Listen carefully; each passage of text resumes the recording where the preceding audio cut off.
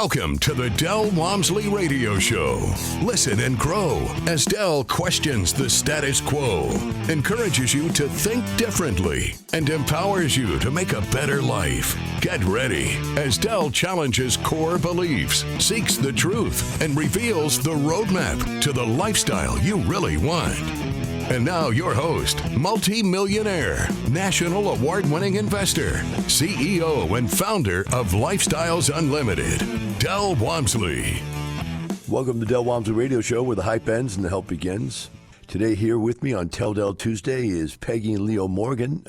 These are what we would call super passives at Lifestyles, meaning they've done a heck of a lot of deals and have been around and have been mentoring people, not officially. They're not official mentors.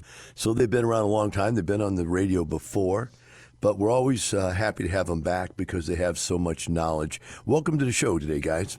Thank you, Dale. We're honored to be on your call today. We appreciate it. Let's start out, guys, because I know you so well, and some of the listeners have heard you many times from different events. Let's just start at the beginning for those that are listening for the first time or are hearing from you for the first time.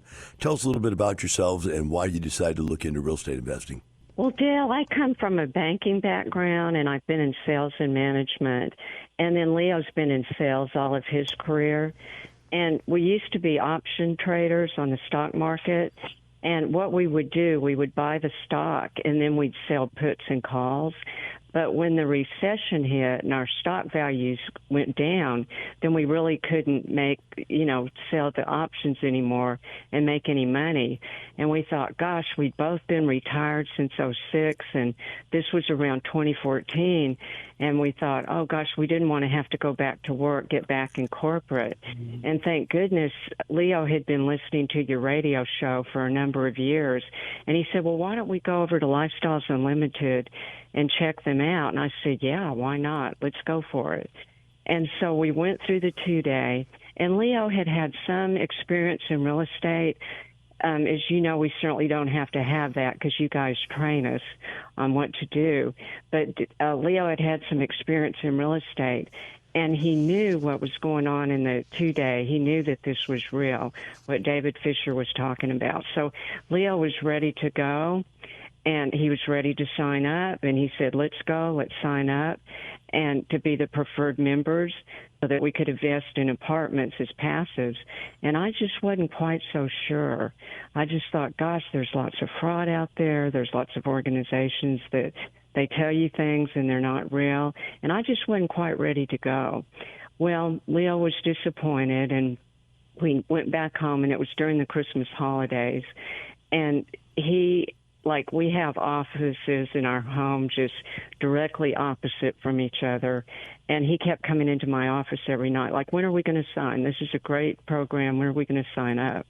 And I still just wasn't sure. And finally I thought, they've talked about training members to win the National Apartment Independent Rental Owner of the Year Award that Lifestyles provides training for their members. And David had told us during the 2-day that you guys had won this award since 2006. And Dale, I know you were the first one to win that award, and congratulations on that.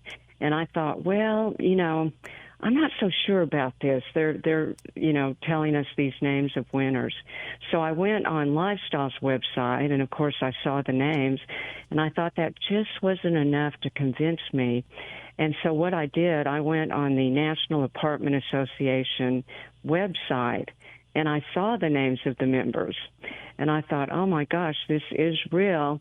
And so that night I was going into his office saying, okay, Leo, I'm going to be humble here and admit that you were right and I was wrong. And thank goodness we joined the club. In 2015, we became pigs. And I told you before it was all over with it. You were already a member when we were in the 2-day, and you said you just looked at me with, Googled your eyes, not understanding. I thought, believe me, we're going to be members of this club. But anyways, it all happened. Thank God. I wish I'd have thought of looking up the National Apartment Association and checking it out instead of going through those 8 nights of hell. But anyway, that's what it turned out. But you know what, Leo? I just had to prove it to myself.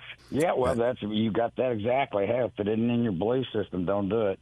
So, hey, you did it. Way to go. Now I've turned into somebody that we've created between lifestyles and just her eagerness to make money. She turned into, we got a monster on our hand working with her. She can't stop doing this stuff, man.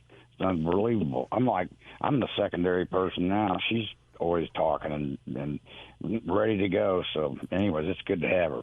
Everybody asks me, why don't you talk about the bad stuff? Okay, so let's talk about some bad stuff. If a deal was bad, was it because the person was, really a crook? Was someone just dumb and made bad decisions, or was someone lazy, just didn't do what they were supposed to do? And it could have been fixed if somebody did the right things, type of thing. They just didn't do it. I've seen all three of those, so I know my opinion here. The first question I'm going to ask you, though, is, and you deal with this however you want to handle it, of the deals you've done, the 54 deals you've done, give me a number. Doesn't have to be exact. I'm not looking for exact numbers or anything. But what is your gut feel of what percentage of those were acceptable to you as deals and what percentage were below what you would have expected out of the deal you got into? Well, I'd say most of them, Dale, have knocked it out of the park, or they've been acceptable. And I'd say we've just really done one that really wasn't very good at all. And that was where the lead wasn't doing what they should be doing, and they didn't raise enough money, and they just weren't in touch, and they weren't going to the property as often as they should have.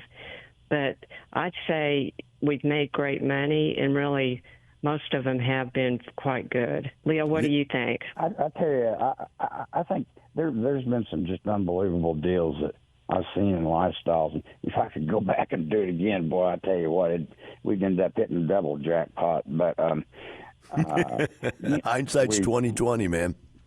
I'm telling you, man, you just take what you got. But this one person, just what he got in. I think what I think actually is he's a little bit arrogant, maybe to a certain extent, thinking that he knew how to do things. Sometimes I shouldn't say.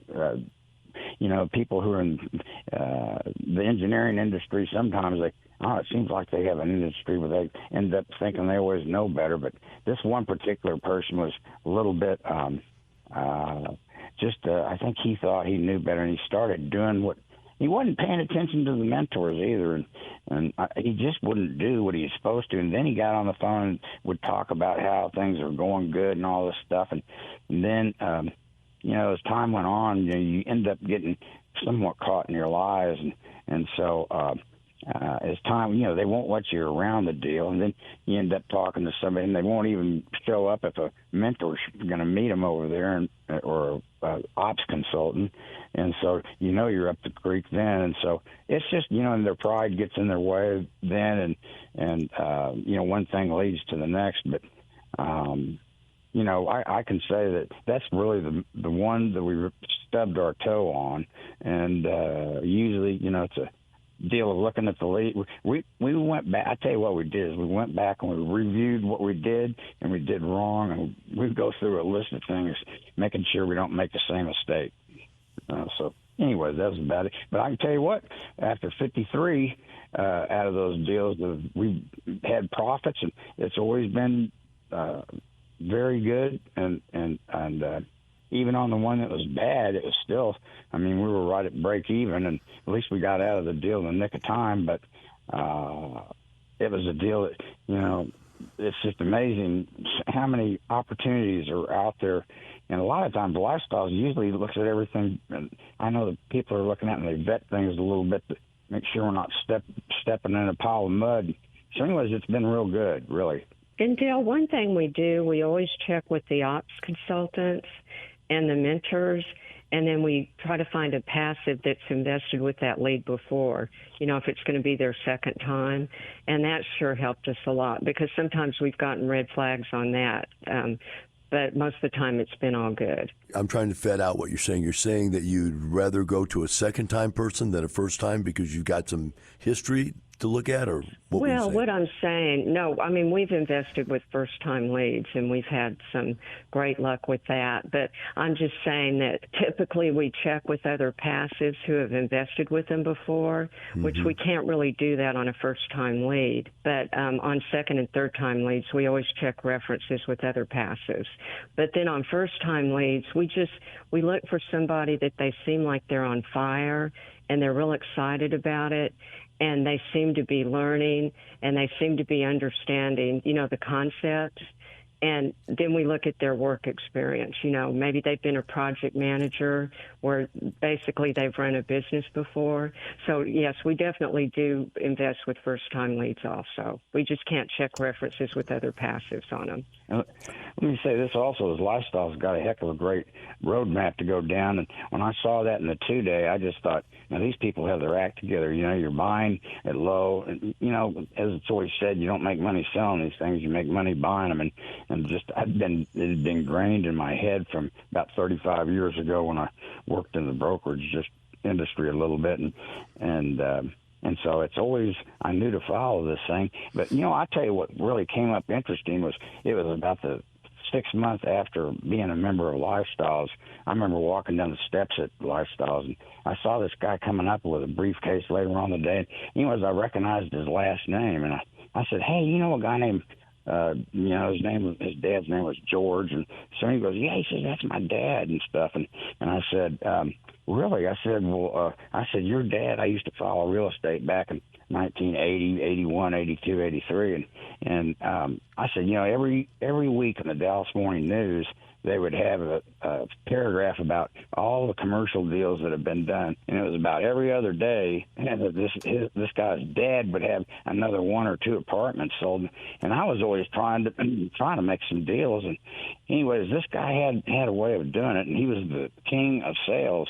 Well, I asked him, this man coming up the steps, his son, I said, well, what are you doing in this building coming up here? And he goes, well, I go up here to this Lifestyles, and I sell real estate, too, for a national brokerage company.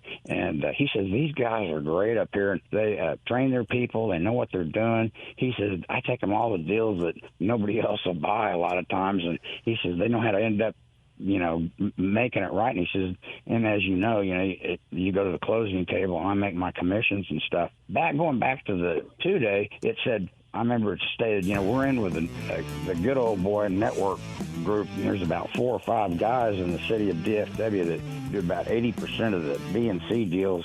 And when I heard that and I saw that, I remember I just walked with a little bit extra confidence thinking, you know what, that's not a lie, because you really do need to have a good network of brokers. We're going to have to take a break. We'll be right back with Peggy and Leo Morgan in the Del Walmsley Radio Show. Teaching you with a roadmap to creating the lifestyle you really want. Keep listening. The Del Walmsley Radio Show returns in moments. Want to continue the conversation inside the community? Follow Lifestyles Unlimited on Facebook. Stay up to date on upcoming events, market trends, member stories, featured podcasts, real estate wisdom, and more. You can even join us a couple of times a month as we go live with our case study events right on Facebook from the comfort of your home. Get online and get in the know. Turn listening on the radio into participating in the community. Like and follow Lifestyles Unlimited on Facebook today. You're hearing the Del Walmsley Radio Show. Want more life-changing knowledge? Access our podcast and listen on demand at lifestylesunlimited.com under the radio tab. Now your host, Del Walmsley. Welcome back to the Del Walmsley Radio Show. With me here today on Tell Del Tuesday is Peggy and Leo Morgan out of Dallas, Texas. And they've been around for a long time, since 2014. They've done 54 deals. They're currently in 40 deals. So we have deal flow conversation next, guys. These things come and they go. How do you guys look at that as being a family office, as Curtis always talks about? By the way, Curtis just came out with a new book, everybody, so if you're going to want to get that, it's about the family office. But as thinking about it, rotating your money, guys, who is in charge of money rotation within your family? Or do you do that together? How's that work? Well, Dale, we really do it together, and we just look for deals, and the deal has to make sense. The numbers have to seem to make sense, and we put equal weight on picking out the lead and picking out the deal. And then we do like you do. If we've got excess cash, then we put it in those online banks. And actually, there's a bank that's paying like 5.3% right now. Oh. And so, yeah, it's What's the maximum they'll allow in the account? I always ask that because it's crazy that some of these savings accounts, because they're paying such high interest, they won't let you put more than a certain amount in. Have you ever run into that yet? We haven't. We haven't heard of any maximum limits, no, at all. No, not maximum, but they do have 2 people for insured. It's $500,000. Yeah. Right. Exactly. People don't know that. That's an important thing to know is how many people you put on that list. If you had kids, you could put your kid's name on there too. Yep. Right. There you go. And now you'd be at $1 million if you had 2 kids. So like you talk with Madeline and Frank, I convinced them to put, they got like 5 kids. I said, man, you could have $1 million account every account you have, right? Yeah, Insured. that's true. And that's a good reminder of that because that's the highest paying one that we found. We might do that because I think you can just put somebody down as a beneficiary. That's it, You know, yeah. their name's not right. Their name isn't even on the account other than the beneficiary status. Yeah, I don't know how to do it exactly, but it's not that big a deal. And, if you're going to die, your stuff's going to go to somebody else anyway, right? Exactly. That's true. That's true. Yeah. So we make sure that all of our money is making money, one way or the other. But we do love lifestyles and we love getting into deals. And but we're pretty analytical. We do try to check everything out, make sure that the numbers work before we jump into deals. So you answered one of my questions was you put equal weight on between the lead and the deal itself. What are your parameters on a deal? What would be a deal that you'd walk away from? What are the say, nah, that just doesn't work? Well, I'd say something that doesn't follow your model is what I'd say. Like a Class D, or we are in one Class A, but we got in at a really low price, per door. Mm-hmm. Or I don't know. We look at the LTV, if the LTV, how much the lender is going to give you percentage-wise of the deal. If that's really low, then we might not do that. Leo, what else? I'll tell you, 2 things in particular is looking at, making your comparables, making sure that we have where we can have a significant increase in income, and also we're always looking to see whoever owns it or whatever, if their expenses are in line, and we've really capitalized on both those things. Those are 2 telltale signs, along with going back, and usually if it's an unsuccessful operation, you also get a lot of times bad reviews. You might get out of 20 reviews, and there might be 2 good ones, and you can kind of tell if you're discerning about it and seeing, and it's and just. Those are just the 2 just off the top. But I mean, looking to make sure what's the crime rate, what's the lead? Are they capable of doing something in this particular part of town, or with a project that's like this? And because gosh, everything is always just so different. Everything's unique. So, anyways, that's sort of some of the things that just off the top of my tongue I can think of. Well, and I've got another one. If the cap rate's lower than the interest rate, then we really aren't interested in doing that. And we've learned that from you, Dale, and we thank you for that. You would think that would be common sense, right? But exactly. I found the most uncommon thing in life is common sense. That's what my dad always said. We also I know it sounds kind of silly, but we always we like to make sure there's enough parking, because I know we've gotten to where I felt like maybe we were slightly restricted on the percentage occupancy on this apartment, even though it was right around 92%. But I thought, why can't we ever get the thing over? And anyways, we went back counting, and usually we allow for one parking spot per bedroom and 2 parking spots per 2 bedrooms and 2.5 parking spots for 3 bedrooms, and it depends upon also if it's got on street parking, if there's buses coming by, or if it's downtown, or something like that. So I know it's kind of elementary, but it's just I don't know. It's just a simple thing that we aren't going to. We like to make sure there's plenty of space for everybody. So anyways. We comp rents to the best that we can, and just make sure it looks like that the lead can raise the rents. So you guys are going through a full due diligence, and I have to say that 90% of the passives do not do that. I'm just throwing that out there. Full list of stuff, yeah. Yeah, that's you can see why your percentage of successes are so high. That's the name of the game. I mean, if you go along and you don't make any stub your toe, along the way, the less stubbing your toe, the overall return and the overall situation turns out better for you. And so, it really. I told Peggy, I said, when we joined the organization, I guess I related it towards stocks or something. I said, listen, now the first 10 we do, one of them is going to go south. I said, so get ready to hold on to your pants, whatever. Not that I'd ever even done one. We've done one. But, it's just amazing. We've gone through 54, and we haven't had anything go south totally.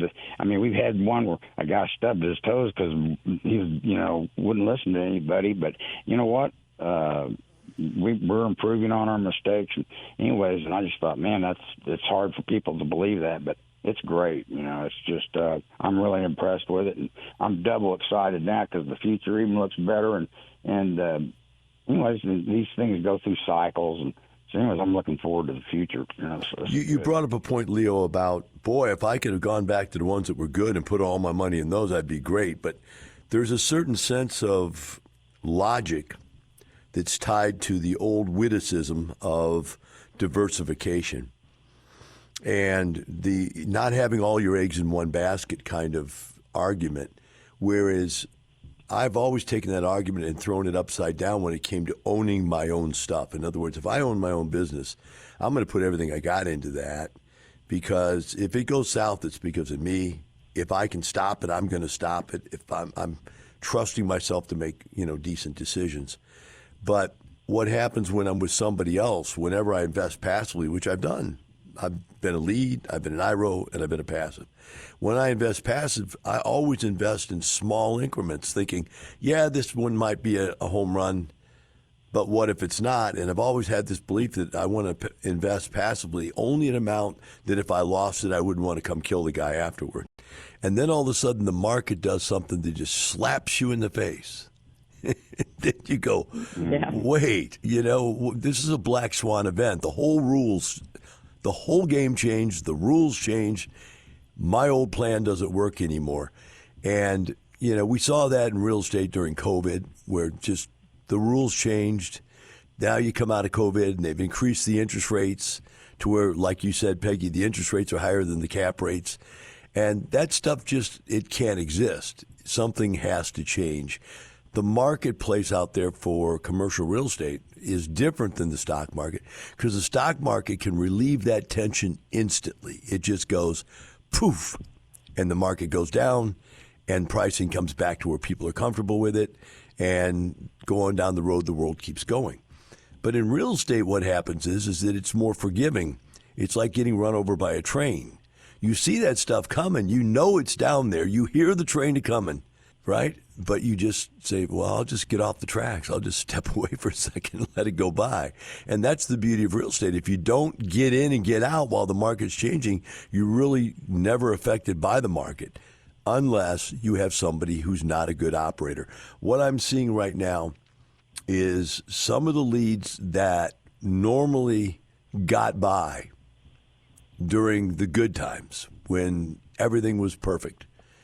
Now that the times are going to be tough again because the market's changing, and I say tough to the people that are in the market and bought at too high a price, the market going back down is good for the rest of us. We're all going to make a killing off that, buying low again. But those people that bought higher, they've got to operate through that problem now. And I'm seeing the people that are falling off the edge. In fact, Lynn gave me a notice of this yesterday. We were talking about what really makes deals go bad, and 99% of the time the deals that go bad are bad because the operators are bad. What do you think of that? Yeah, absolutely. And we've seen some leads really do great during this time. Like one guy was one of the first to get into a variable rate and a bridge loan, and he really started hustling to get that net operating income up. And we ended up, he did sell, and we owned it for 2 years, and we made a 60% equity gain. And I'm talking about this year is when we sold.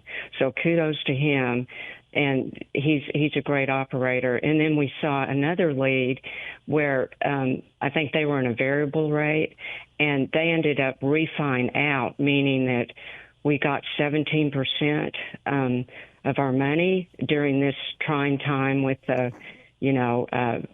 bridge loans and the variable interest rates. So we did actually get 17%. And then they put the cash into the deal, to keep us going. So it's like you said, Dale, I mean, those were great leads that were able to make it work. And then we're in a deal where a lead, they went ahead and refied, and that was refi in where the money just stayed in the deal.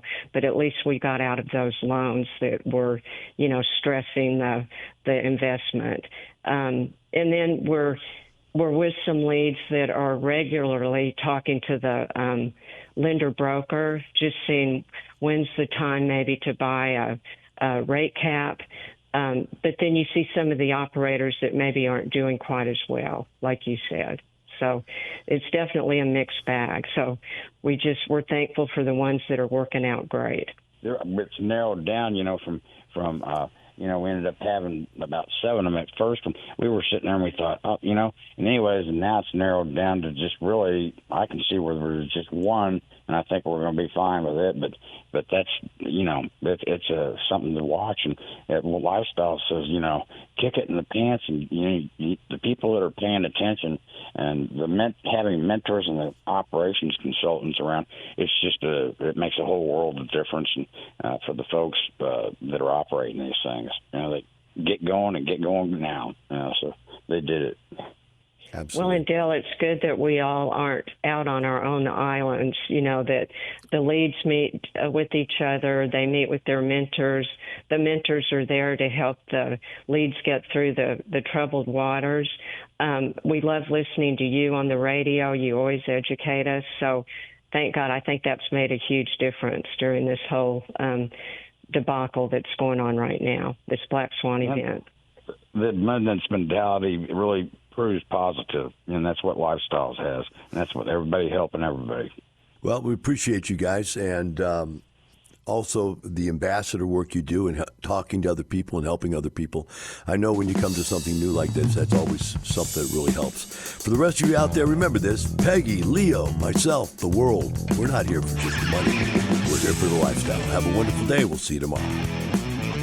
The information and opinions you hear on the Del Walmsley radio show are those of the host, Del Walmsley, his guests, and his callers. The Del Walmsley show is for entertainment purposes only. Please consult a professional regarding your personal investment needs. Nothing presented on the Del Walmsley show constitutes an endorsement, recommendation, offer, or solicitation to buy or sell any product or security.